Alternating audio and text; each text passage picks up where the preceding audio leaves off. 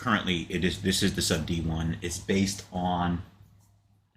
directly from the SDF version, but it's been and I needed to modify it a little bit more for the sub D panel, and I didn't want to keep on messing around with the SDF version. So, and it's running on 3.6, which is just to differentiate the app data config folder, so that I had a separate folder from the Conjure 3.3, so that we wouldn't have any overwriting issues.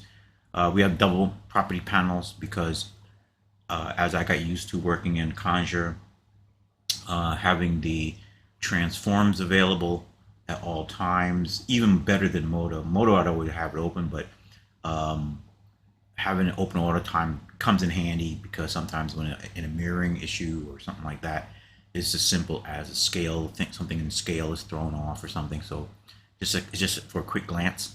But this is our primary one for our sub D stacking, right? This just gives primary control, not necessarily for the mirroring, but for the sub D count for individual parts. And so that way, these are and then the outline editor here, similar to what I have it in Modo, and this is for any add-ons that are related to the breakdown for the mesh or something like that. Just extra stuff. Of course, with our pseudo object layer, which we always use, our asset manager, which is always available, and with our projects panel MBP, which is absolute importance, which is not working right now in 5.2 of Blender, and there's no add-on for it yet, so we're not using 5.2. And so that's why after all the testing, it's come back that, well, I'm always testing after production, right? I'm always testing, seeing what works, what doesn't work. And it's particularly when it comes to upgrading the tool. Like it took me a while to get the version 4.53, and that's the one that is actually used for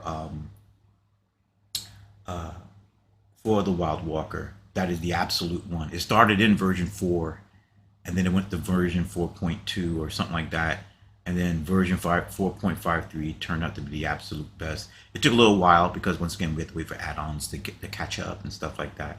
But 4.53 is absolutely locked down the best. 5.2 right now on the old scene, or I call them old scene files, on the Wild Walker scene files, is disconnecting the particle emitter parenting from the characters. So there's some little mismatch stuff going on there, but the rendering is not faster, and the tool usage is not faster. So there's no need to force the upgrade.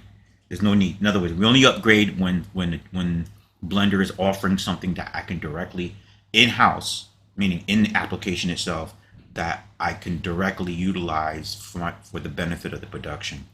So right now, so 4.53 still, even though 5.2 has come out and I tested it, 4.53 is still absolutely the ideal. Absolutely the ideal. Speed matched with usability, it is the ideal. So anyway, but when it comes to the modeling, Blender 3, anything Blender 3 and 3.6, all that stuff works beautifully with Gizmo Pro, which is obviously what we use. And so that's as far as we need to go because the modeling, I mean, right now it does everything Modo does, and that was the whole goal. It does everything Modo does, but it feels better scaled viewport, as you see here. This is running on the 3K, 4K, whatever it is.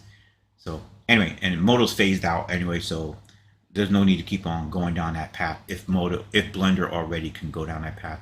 And of course, just for the video, we have the so if I hit tab, then we have, of course, what I added in recently, which just totally solves it, which is the space bar for scrolling through vertices, edges, polygons, vertices, edges, polygons, and then that's it.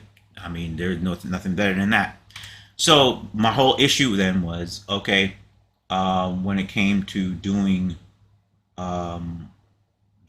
So let's go to the actual Droid file itself. Okay, and that's the proper scale. Right. Okay, and everything still works 100% in edit mode as well as in modeling mode with the left click panning, as long as I'm in Gizmo Pro, or left click to rotate, which I eventually like to do. I found out that with SDF, it allows me to a much more calmer way of modeling and stuff, but it gives me the option. So right now I'm just left clicking and rotating. All right, and it's automatically in edit mode because that's what it's saved as. Now, let's just jump back over to here and let's just start fresh, shall we?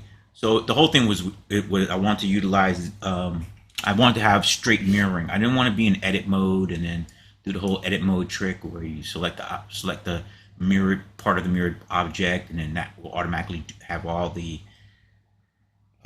modifiers duplicated to it and stuff like that. I didn't want to do that. I want to do like, I know Modo works in like in basically in edit mode, right? But I wanted object mode to give me that same ability over in Blender, where I have an object and I want to begin to edit onto it without having to particularly go into edit mode. So matter of fact, I'm going to use the leg here as the example. This should work. All right, so here we have the upper thigh. So here we have the upper thigh, and we're just going to hide our scope. Yeah. Okay, so here we have the upper leg, and all I need to do is, in order to mirror this over and have an actual operable, and have it already mirrored and ready to roll without going into edit mode whatsoever, and to also wind up with an individual object without doing anything, is to initiate duplicate master. So I got duplicate master back working on the Cherokee stuff, working on the parts for the Coast Guard stuff. And so duplicate master allowed for a lot of wild array stuff and cool stuff like that. So, but it has a solid mirroring effect. So it's just Shift Alt D, right? And then I just go to mirror, right? Right now, you see it's created the duplicate, right? But it just pushed it. It's not doing anything right now because it's all on the same axis. So I want it to mirror across, right? So once you do this once, then Blender holds on to it throughout the scene file. And it's just on the X, right? Now this is important because I'm in object mode right now, right? So this is important. I can click out of it, and now I have a duplicated side, right, to start working from, right? Or if I want to just continue to work, if I want to do this from the beginning, because you see here I was actually in Modo working only on one side, then I was planning on mirroring it over, right? But I can do that initially, okay? And now if I do anything, let's say if I'm going to grab him, let's see what happens if I grab him and move him. He's an individual, so he's an individual object. But when I go to edit, tab key, and then turn this stuff on, and then everything is selected. So it's like, hello. Now I'm in edit mode, right? And I just need to turn off the wire so that way I know I'm in edit mode instead of the shaded colors. So now I'm in edit mode. Now whatever I want to do, so let's say I go to spacebar because I haven't used these guys in a while. Double click. No, I don't want to double click. I can't remember the one for it to grow it, but either way, now I have full control, right? And it's just not from moving, it's from, I can grow the geometry, right? And the bigger thing was, if I grow the geometry and I use like Blender's goofy cut tool, then I can cut the geometry, right? And all that works perfectly, right?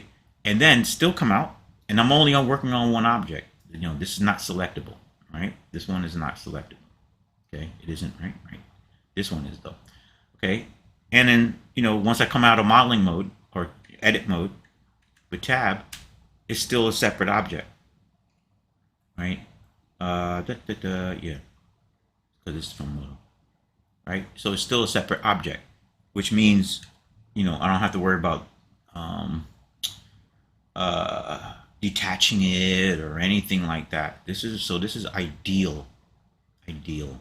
I was trying to figure out how to do it in Blender default, but I couldn't see it. But this is ideal. This is actually better better than the modal process, because it's first off it's what's the term for it? It's non-destructive, right?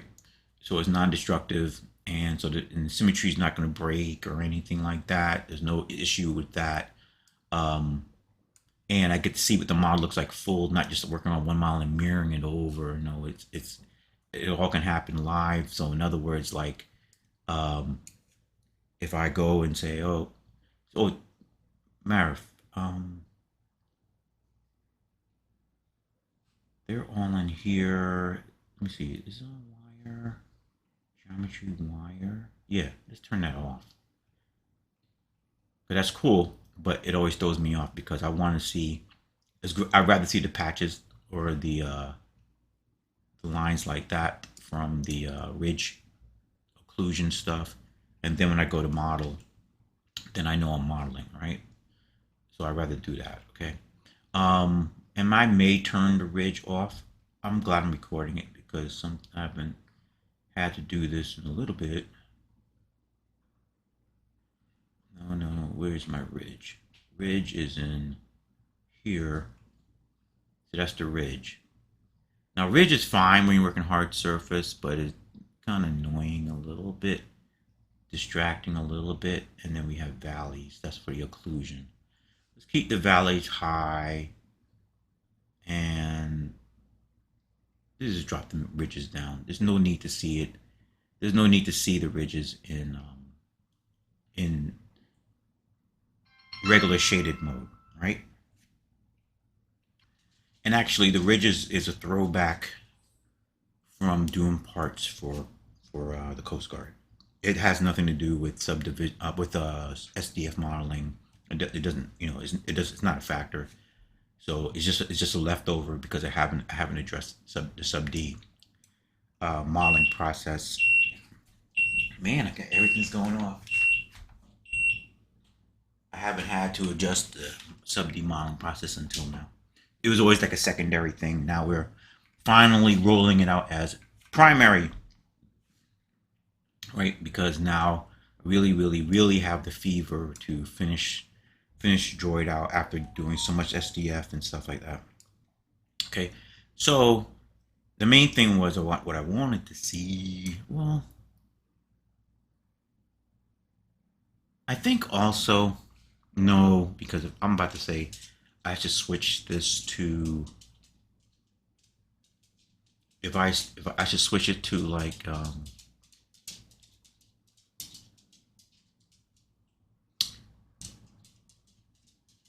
single, because always single material.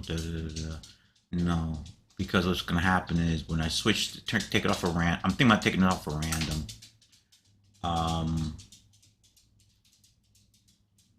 But when I go to model, so if I take it off a ramp, take it off of that, and if I go to model it, it's going to still be the same color, right? Which actually is not bad because it's the uniform aspect of it.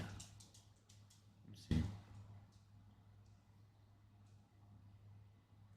No, maybe we'll approach it like that. I'm gonna try it because then it's actually good when it came to doing the mechanical parts stuff. You need to see individual parts, but because this is more of a creative design, it's more about flow of the character, and I think it's going to keep the character from looking stiff. And then it puts me back into that moto mode. Okay, all right, that'll be a new thing. All right, fine, and then we just leave. I'll come back and change that in the save thing. But look at his knobby knees. Let's just So the point was, I want to be able to do this, create geometry.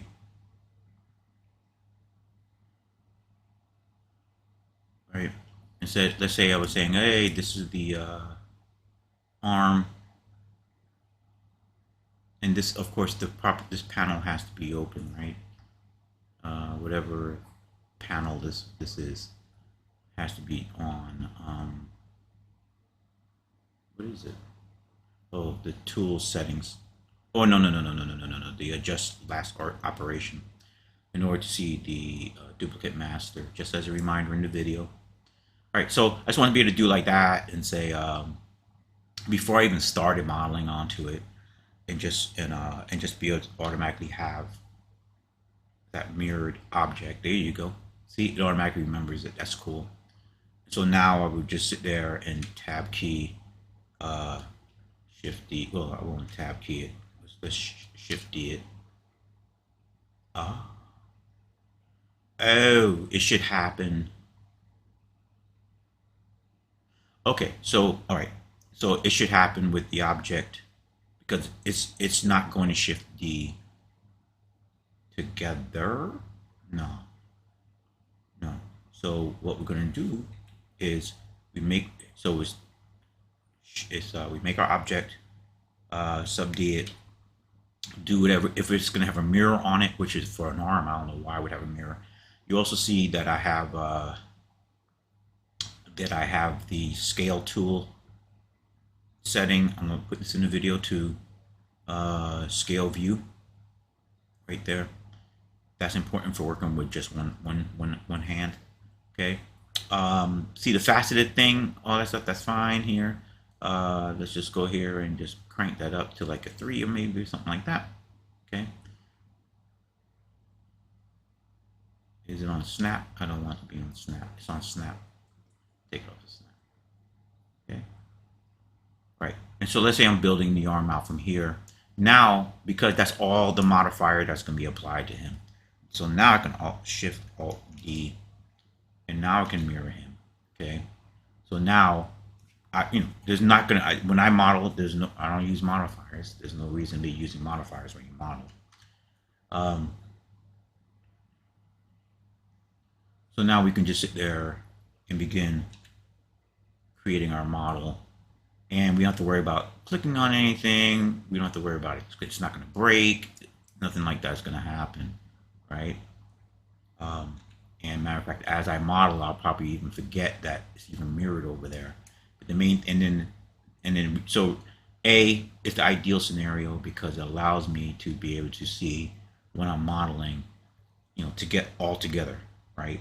Without fear of the mirror tool breaking, without having to do any extra steps, because it's literally just setting up the original form and then activating mirror for it, right? And not this mirror editing nonsense thing. And that's it. And then let's just go ahead and go down here. This is the shading I have for everything right now. I'm not changing it at the very moment, but I just need to start modeling so I can get it.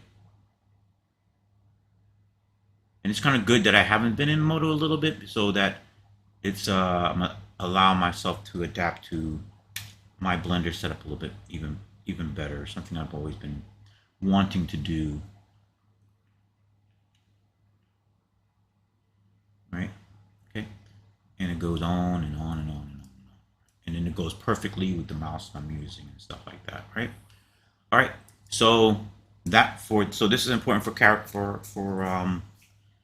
the mechanic, particularly for the mechanical character modeling. So for character modeling, I'm generally creating from the overall form, beveling off the overall form for creatures and stuff like that. But for the mechanical stuff, we have jointed arms, we have jointed legs. So this gives me, this obviously solves that issue and makes literally this version of my modeling version of Blender absolutely important and good. And I'll keep with the shaded view just like that. So I'll just create a startup for it. All right, that's it.